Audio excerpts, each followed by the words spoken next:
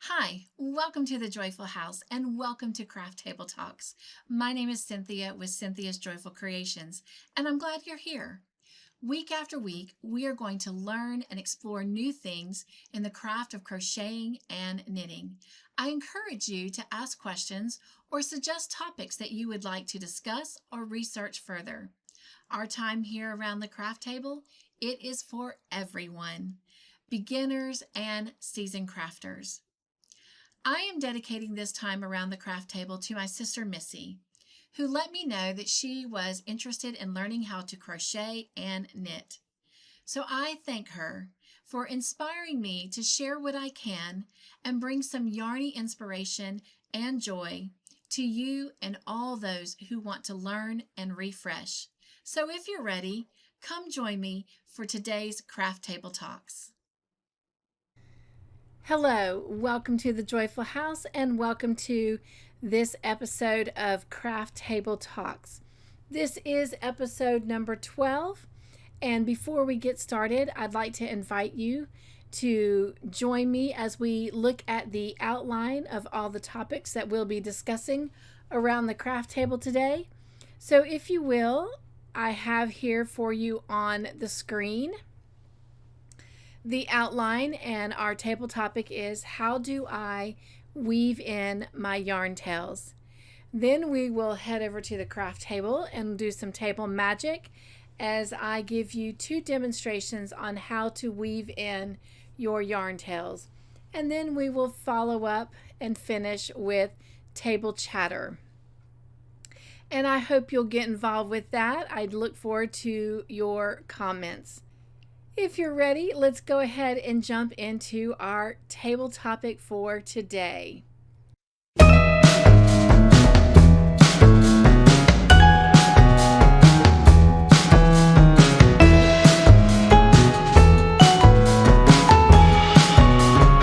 Let's go ahead and get started with our table topic today.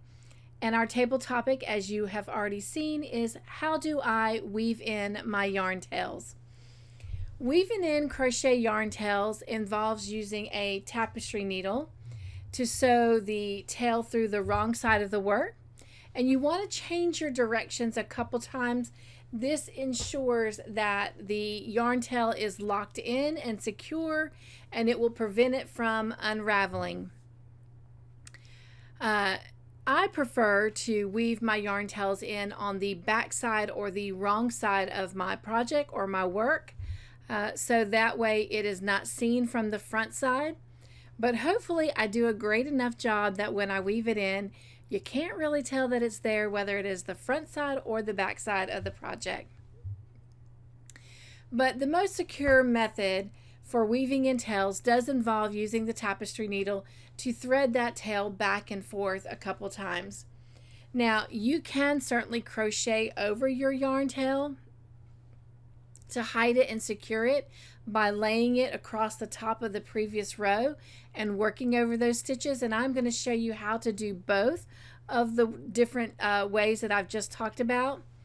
But my preference is to actually weave them in versus working over it with the yarn, because I feel like that maximum security comes when I know that I have completely interlocked those yarn tails and secured them in, that they can't move. Because when you go one way and then you come back the next way, it does lock it in and it's less likely to come unraveled.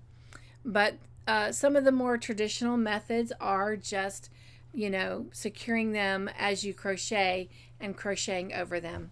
So if you're ready, let's head over to the craft table and let's take a look at both ways as I demonstrate them for you. All right, I'll see you over at the craft table.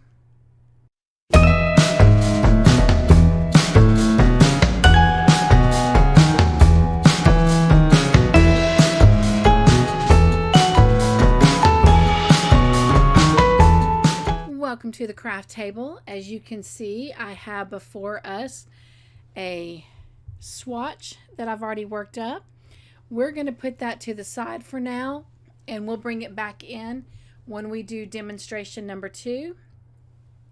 And then I have this little piece of work already started I've created a foundation chain of 15 chains with one chain plus, so that's a total of 16 chains, to create a swatch of 15 half double crochets. And then I began working in the second chain from the hook so that that first chain would count as my turning chain.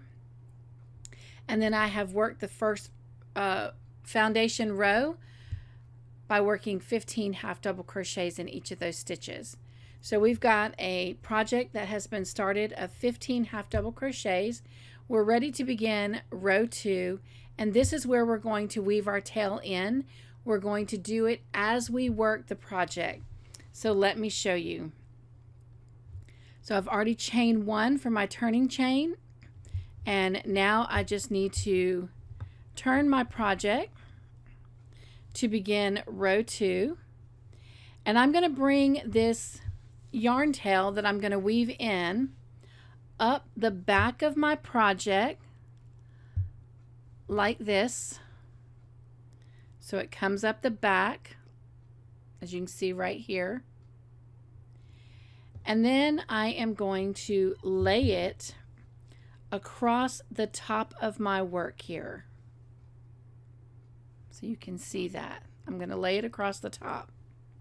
And as I create my half double crochets, I am going to work over that yarn tail.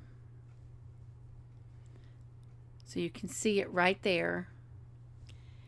And as I create this half double crochet stitch, I'm working on covering up that yarn tail. Let's continue making some more half double crochet stitches.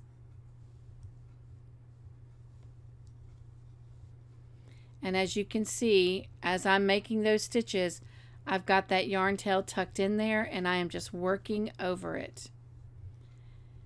And then you would keep doing this until you have about 2 to 4 inches worked. If you will look, I've got this yarn tail kind of sticking out here. All you have to do is grab that yarn tail and pull it tight. And you can see it in there because you've got a trained eye now as you're learning to crochet. But someone who does not crochet would not recognize that. And as you pull that tight, it closes in there and it's not as visible. Now, if I were to use this method after I have worked over that yarn tail for a couple inches, you can go ahead and trim it off.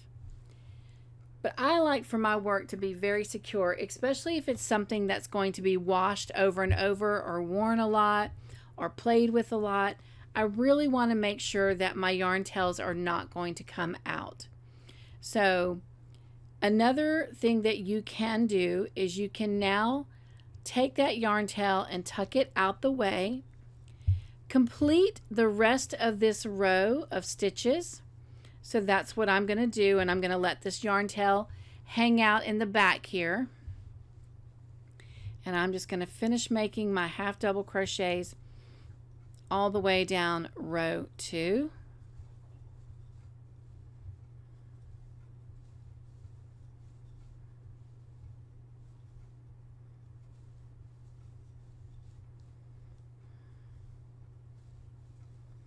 And we've got just a couple more stitches to finish up this row. And once I finish the row, then I am going to go ahead and chain 1 to create my turning chain and turn my work. And you can see where I left off with this yarn tail. It's just hanging out here. So let's go ahead and begin row 3 and start making our half double crochets and working back down the row until we get back to that yarn tail.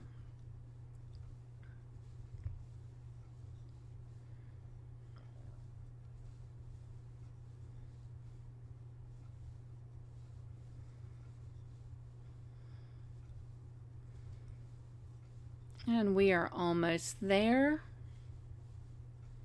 Okay.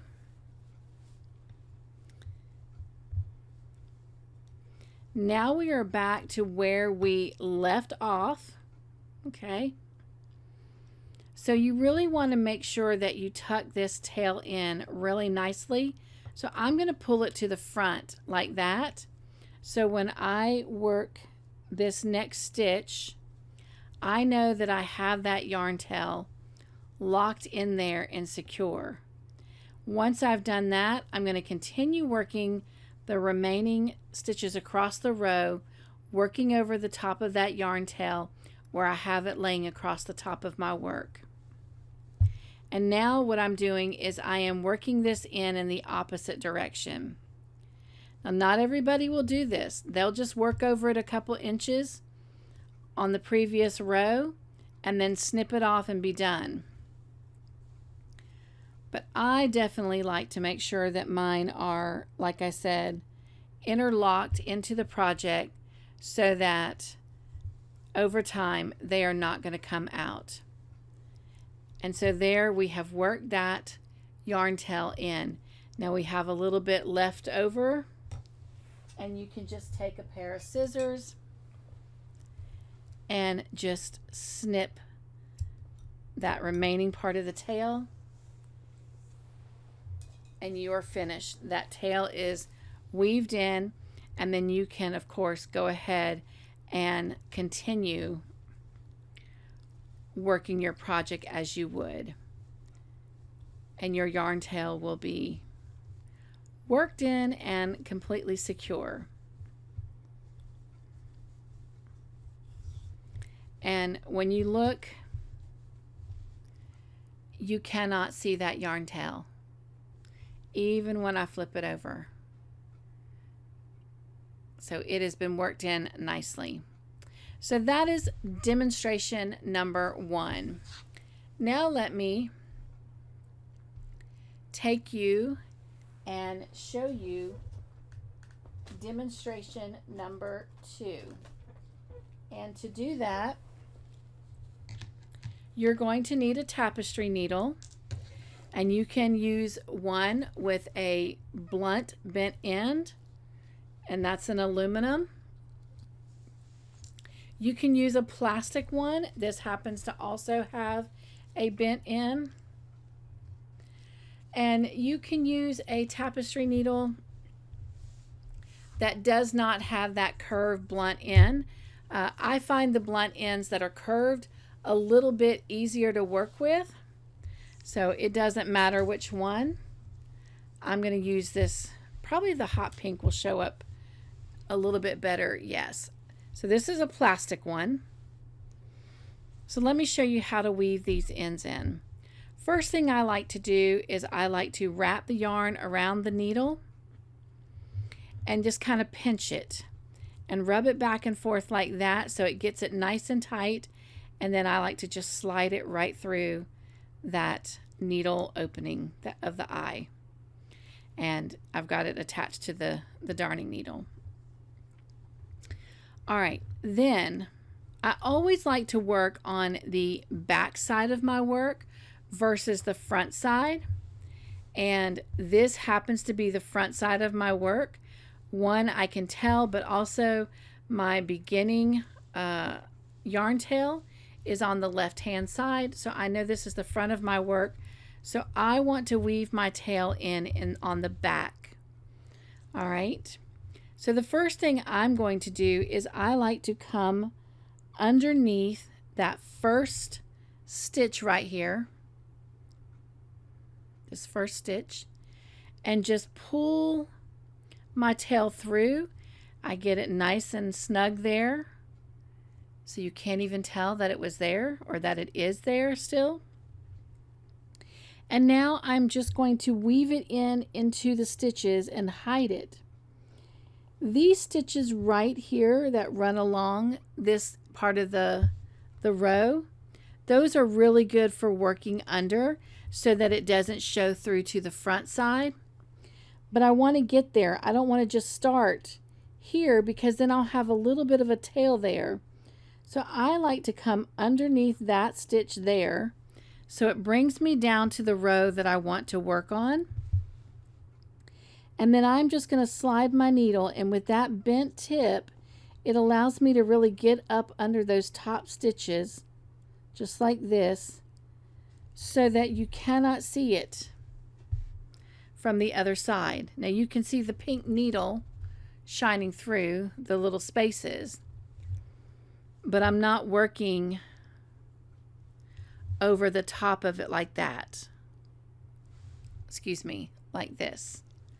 So I'm going to come back, and I'm only going to go under the top stitches of this row and just work it about a couple inches, and then you're going to pull it through. Now to interlock it, we need to go back this way like we're making a U, but to lock it in, if I go right back where I came out, all I'm going to do is pull my yarn back out from what I just did. So I need to go over the top part of the last stitch that I worked under, and then go back under those stitches that I originally pulled it through. And when I do that, that locks it in.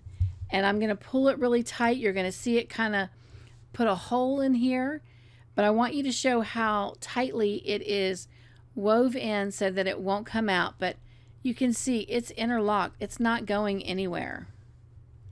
But I don't want my work tight like that, so I'm going to pull it back out so it's not so tight. And then you can either snip your yarn off, but I am who I am. I like to go back through it one more time. So again, I'm not going to go back under the same stitch that I just worked through, because then I'll just pull my work back out. So I've got to go over the top of that stitch and then back under the stitches that I had been working through. And when I do that, I can pull my yarn, and voila, it is weaved in. You cannot see it. There is no bulge. And I can just come in here and snip that yarn tail off. And there, you don't even know it existed. All right, we need to weave in this one. I'm going to show you another way to weave it in. The last time we went straight across under the top stitches. This time I'm going to show you how to go down, because maybe you have a double crochet or a triple crochet stitch, and it's really hard to work under the top stitches like we did with the half double crochet, or how you could easily do it with a single crochet. So I'm going to show you how to work down in the stitches to lock it in.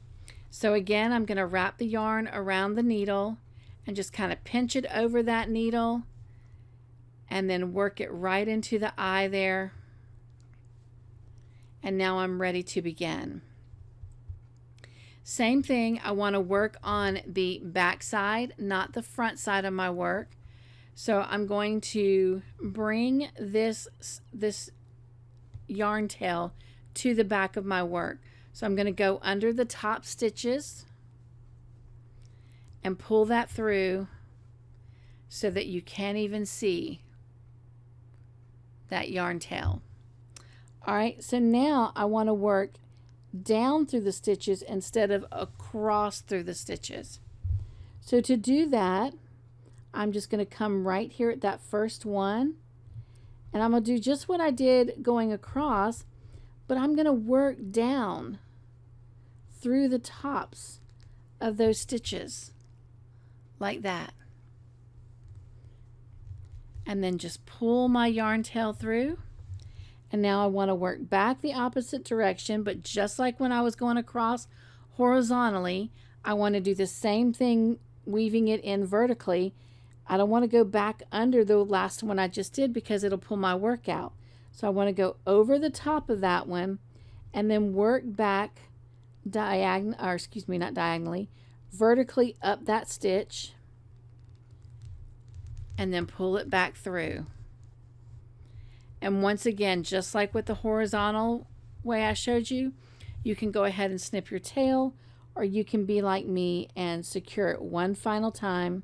Again, going over the top of the last stitch that you came through, pushing it down through, and pulling it a little snug, but not too snug that it, changes the shape of your project, and then snip off that extra end tail. And there you have it. Your tails are completely weaved in. You cannot even tell where they once were. So this is our time together around the craft table, learning how to weave in our yarn tails. I hope that you found this helpful. Thank you for joining me. Well, this concludes our time together today. I hope that this was helpful and you now know the way that you prefer to weave in your ends. As we head out, we'll be having our table chatter. I do hope that you will get involved and respond to the table chatter for today. I look forward to reading all of your comments. Until next time, be joyful, stay crafty in your own way, and make your own joyful creations, and find the joy in crochet, and just find the joy in every day. Take care, everyone, and I'll see you next time. Bye.